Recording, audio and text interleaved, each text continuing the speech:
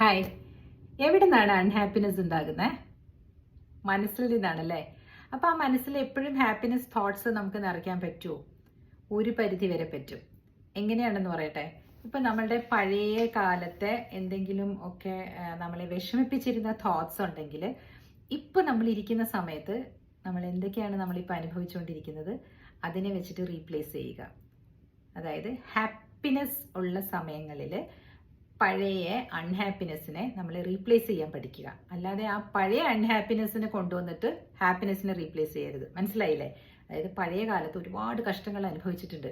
ആ കഷ്ടങ്ങളെ ഇപ്പോഴും നമ്മൾ നന്നായിട്ടിരിക്കുകയാണ്. I am just sitting here and talking to you well dressed, നല്ല പെർഫ്യൂമൊക്കെ അടിച്ച് നല്ല സ്മെല്ലോട് കൂടി ഇരുന്നിട്ട് ഞാൻ നിങ്ങളോട് സംസാരിക്കുമ്പോൾ this is the time when I am happy അല്ലേ?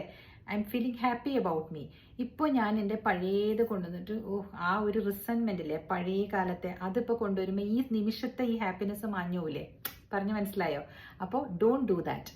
ഈ നിമിഷത്തെ ഹാപ്പിനെസ് ആ പഴയ റിസൻമെൻറ്റിനെ അല്ലെങ്കിൽ പഴയ അൺഹാപ്പിനെസ്സിനെ മാച്ച് കളയുന്നതായിരിക്കണം. So don't live in your past. അത്ര തന്നെ സിമ്പിൾ.